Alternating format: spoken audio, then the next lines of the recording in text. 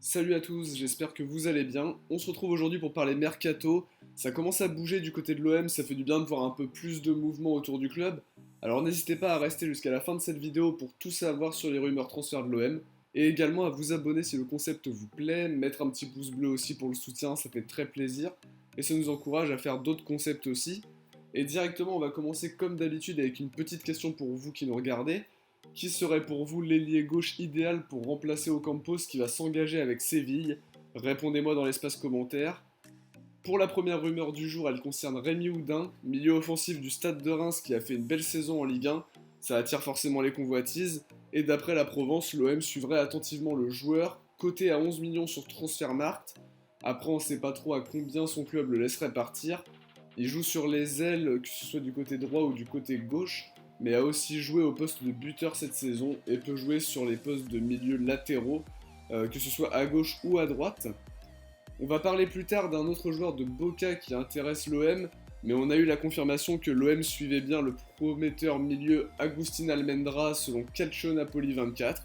Il a 19 ans et intéresse déjà en Europe avec notamment un intérêt de Naples qui serait pas allé plus loin finalement, un petit peu repoussé par la clause libératoire du coup de 26 millions que Almendra a justement avec Boca Junior. Une somme importante pour un joueur sur lequel on n'a pas forcément de garantie.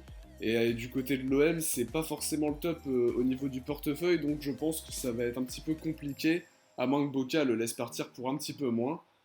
Et justement, un autre joueur de Boca a été ciblé par l'OM, c'est l'attaquant Dario Benedetto, on en avait parlé, mais le dossier semble s'accélérer. Tixport a annoncé il y a 2 jours une offre de 10 millions formulée par l'OM, ajoutant même que Benedetto avait demandé à son président d'accepter cette offre. RMC a fait la lumière sur cette histoire en sondant l'entourage de Benedetto, qui a confirmé l'intérêt de l'OM, mais précisant par contre qu'aucune offre n'avait été faite par l'OM à Boca Juniors. Information que confirme l'équipe qui assure que l'OM a discuté avec l'entourage du joueur sans faire d'offre. Selon Claudio Siviello, journaliste, c'est une idée de Villas-Boas qui juge le joueur parfait pour le contexte marseillais et qui confirme qu'un transfert pourrait venir concrétiser cet intérêt. Donc très clairement, on n'est pas loin d'être une priorité du coup du côté de Villas-Boas qui directement 1 ou 2 jours après son arrivée a proposé cette piste à Zubizarreta. Alors seul petit bémol, aujourd'hui il s'est blessé à la cheville à l'entraînement, une tendinite si je dis pas de bêtises, et a priori ça ne devrait pas remettre en cause sa préparation estivale. La grosse nouvelle d'aujourd'hui est bien évidemment la vente de Lucas Ocampos au FC Séville. Sans doute que quand je posterai cette vidéo ce sera peut-être officiel, hein. Le joueur est arrivé en Espagne en tout cas, ça faisait plusieurs jours qu'on entendait parler d'un intérêt de Séville, et maintenant ça ne fait plus aucun doute, il sera plus marseillais la saison prochaine, il va passer sa visite médicale et dans la foulée signer son nouveau contrat. Il sera vendu 15 millions et l'OM a négocié un pourcentage à la revente en essayant de le vendre le mieux possible alors que son contrat se terminait dans un an. Dites-moi ce que vous pensez de cette vente, est-ce que vous trouvez que le prix est assez élevé? Est-ce que vous êtes déçu de son départ? Tout va se passer dans l'espace commentaire les potes.